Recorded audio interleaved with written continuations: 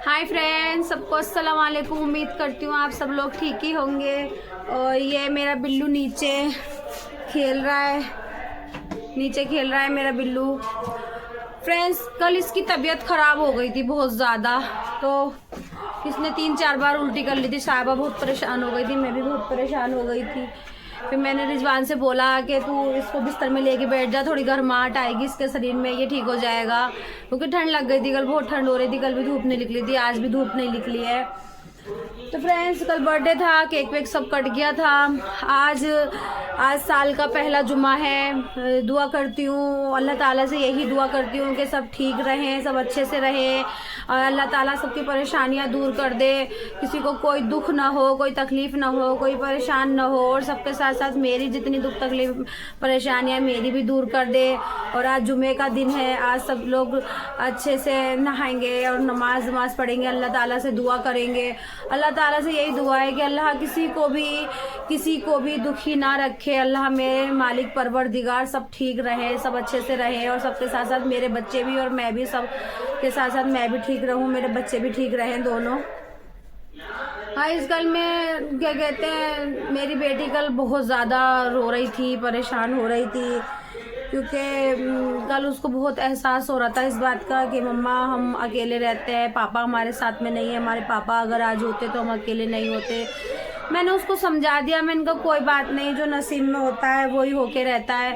क्योंकि गाइस, मैं जब से छोड़ के आई हूँ उसको, और क्या कहते हैं, मैं सिर्फ कभी भी उससे मिली नहीं हूँ जब से छोड़ के आई हूँ। एक ही बार मिली थी, बच्चों से मिलने के लिए आया था, तो मैंने बच्चों को मिलवा दिया था। इसलिए मैंने बच्चों को मिलवा दिया था क्योंकि देखो, जितने बच्चे मेरे हैं उसका भी उतना ही हक है। मैं नहीं चाहती कि हाँ मेरे बच्चों से ना, मतलब मेरे बच्चों से वो मिले या ना मिले, वो उसकी मर्ज़ी है। मगर गाइस, बच्चे समझदार हो रहे हैं, बड़े हो रहे हैं, तो खैर मेरे बेटे को तो इतना पता नहीं है कि हाँ मेरे पापा कहाँ हैं, कौन है क्या नहीं है। मगर बेटी समझदार थी। जब मैंने छोड़ा था, 8 साल हो गए, 7-8 साल हो गए छोड़े हुए, तो कल बहुत ज़्यादा वो याद कर रही थी। मैंने उसको समझा दिया, मैंने कहा कोई बात नहीं बेटा, जो नसीब में, और बाप नहीं है, मैं तो हूँ, मैं तो तुम्हें कमा के खिला रही हूँ। अगर कोई दिक्कत परेशानी है तो मुझसे बोलो, मैं तुम्हारी परेशानियाँ दूर करूँगी।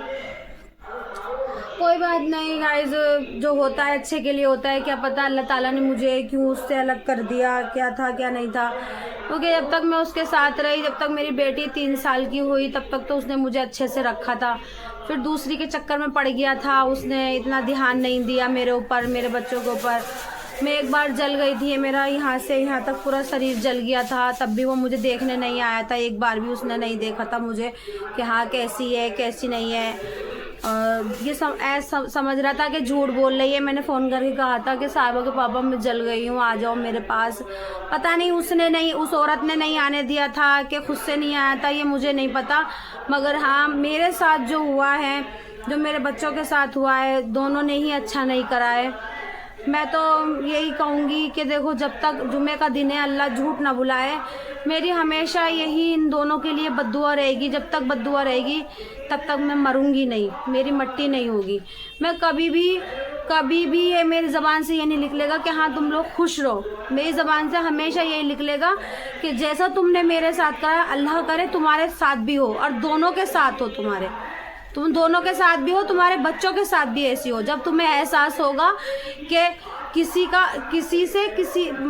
से बच्चों का, छोटे बच्चों का तूने बाप छीन लिया, छोटे बच्चों का तूने बाप छीन लिया, मेरे बच्चों को बगैर बाप का कर दिया। इसकी सज़ा तुझे ज़िंदगी भर भुगतनी पड़ेगी, ज़िंदगी भर। और तू ही नहीं भुगतेगी अकेली, वो भी भुगतेगा तेरे साथ में, वो भी तेरे साथ भुगतेगा। दोनों ही तुम्हें, अल्लाह ताला कहते नहीं, अल्लाह ताला की लाठी में आवाज़ नहीं होती, बेआवाज़ की लाठी होती है उसकी। जब उसका कहर बरसता है ना, तो फिर कोई नहीं संभालता। सुनता वो सबकी है, मगर देर से सुनता है। अब भी मस्जिद में तकरीर हो रही है, जुम्मे का दिन है। मैं तो अब भी यही कहूँगी कि अल्लाह ताला तेरे ऐसे आगे आए, तूने मेरे बच्चों का बाप छीन लिया, तेरे ऐसे आगे आए कि तू जब मरे तो तुझे पानी डालने वाला भी नसीब नहीं। मेरी हमेशा बद्दुआ है। गाइस, मैंने कर दी यहाँ की सफाई, क्योंकि मेरे बच्चे यहाँ पढ़ेंगे हम नमाज। थोड़ा 2-3 2-3 लोटे पानी ला के मैंने लोटे से पानी डाल के सफाई कर दी है। मेरा कल्लू पता नहीं, देखो यहाँ पे बैठा था, अभी इधर जाने लगा है दूसरी छतों पे। अभी दिखाई नहीं दे रहा है, पता ना कहाँ चला गया है, दिखाई नहीं दे रहा है, अभी बिल्कुल नहीं दिखाई दे रहा है, कहीं से कहीं तक भी दिख नहीं रहा है। देखो कल्लू मल्लू। गाइस नमाज हो रही है मस्जिद में।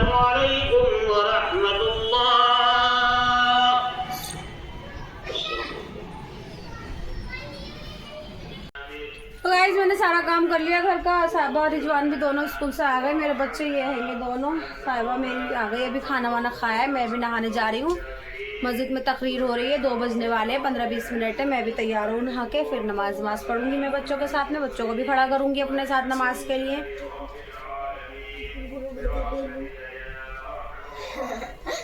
ये इमोशनल हो गई थी कल बहुत ज़्यादा।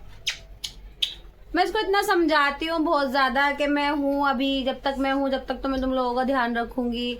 फिर बड़े हो जाओगे, खुद अपने आप संभल जाना, अपने आप से करना, फिर सारी जिम्मेदारी से बड़े हो जा। बड़े होने के बाद तो खुद बच्चा समझदार हो जाता है। मैं इसको बहुत समझाती हूँ। इमोशनल होने का कोई फ़ायदा नहीं है। खुश रहा करो, अपनी ज़िंदगी अच्छे से काटो, बहुत अच्छे से काटो अपनी ज़िंदगी में। बच्चों को यही समझाती रहती हूँ। गाइस बहुत तमन्ना है मेरी कि मैं अपने बच्चों को पढ़ाऊँ, लिखाऊँ, काबिल बनाऊँ, क्योंकि मेरी बेटी ने बहुत दुख तकलीफ झेला है। मेरे साथ साथ में बहुत बच्चे ने मेरी परेशानियाँ उठाई हैं। ये हैगी ये साहिबा, ये खड़े हैं, ये हैंगे, दिखते नहीं हैं, ये हैं। अमरूद खा रही हूँ मैं। अमरूद खा रही है अभी, ये ठंड में इतनी कह रही हूँ। जल्दी से तैयार हो जाओ नमाज के लिए मेरे साथ में, फटाफट तैयार हो जाओ। हाँ सूट सलवार पहनो जल्दी, फटाफट चलो।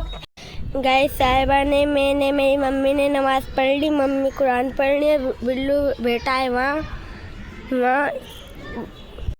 ये बैठा है फॉर्म के अंदर। साहिबा खेल रही है इसके साथ में। ये दोनों पतंग उड़ा रहे हैं। वो एक उसकी पतंग कितनी ऊंची कर ली तूने। अरे मुझे भी उड़वाई हो, मैं भी उड़ाऊंगी पतंग। हाँ मैं भी उड़ाऊंगी पतंग।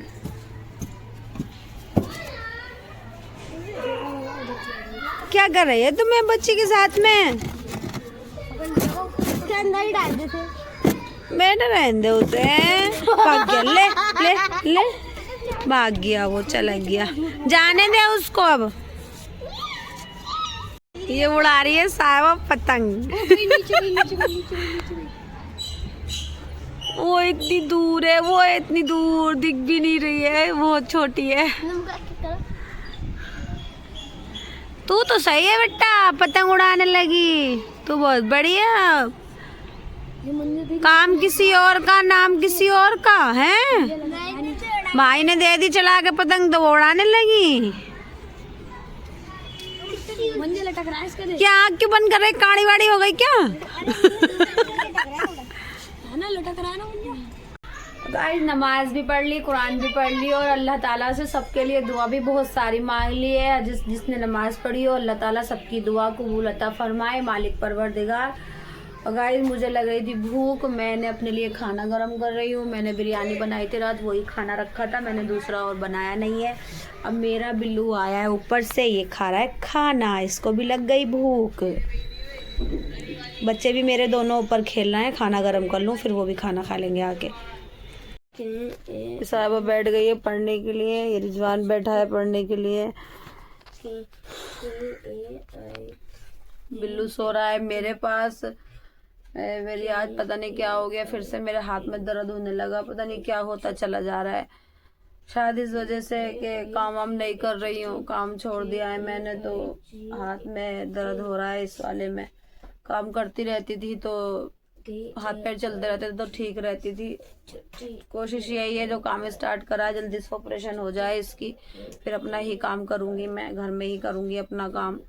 इसको मैंने आज मार दिया है गुस्से में, बहुत दिमाग खराब कर रहा था। पढ़ने के लिए बोलती हूँ तो कोई सा बैठता नहीं है पढ़ने के लिए बिल्कुल भी।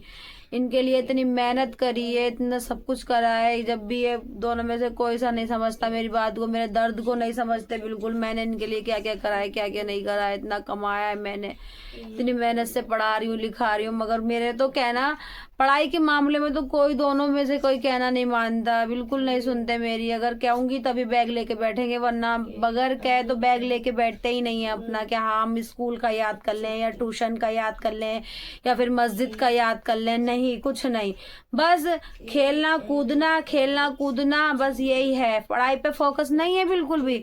और ये तो बहुत ज्यादा वीक हो रहा है, बहुत ज्यादा वीक हो रहा है। अब मैं इसको गाइस सोमवार को, यही सोमवार जो आएगा, मैं हॉस्पिटल लेके जाऊंगी, इसको दिखाऊंगी, चेकअप कराऊंगी सारे। और अगर रिपोर्टें सारी नॉर्मल आ गई इसकी, तो डॉक्टर ने अगर बोल दिया कि हाँ भर्ती होगा, तो ये एडमिट हो जाएगा। फिर एडमिट हो जाएगा, ऑपरेशन हो जाएगा, तो कम से कम इसको मैं, अब के तो खैर वो वाली गलती नहीं करूंगी जो पहले गलती मैंने कर दी थी, कि हाँ मैं इसकी नली वाली बाथरूम की जगह से निकली नहीं थी, तो मैं इसको ले आई थी, क्योंकि वहाँ पे एक एक बेड पे 2-2 बच्चे, 3-3 बच्चे थे, इसको दिक्कत परेशानी हो रही थी, तो इसलिए मैं घर ले आई थी। इसको मैं घर देखभाल कर लूंगी। मगर घर पे जब लेके आई तो वो ऑपरेशन इसका सब बिल्कुल बेकार हो गया था, सारे टाके वाके खुल गए थे जब नली निकली थी। अब के वो गलती नहीं करूंगी। अब के जब तक ठीक नहीं होगा, 10 दिन लगे, 15 दिन लगे, 20 दिन लगे, चाहे महीना भर भी लगेगा ना, तब भी मैं इसको वहीं रखूंगी और वहीं अच्छे से ठीक करके लेके आऊंगी इसे।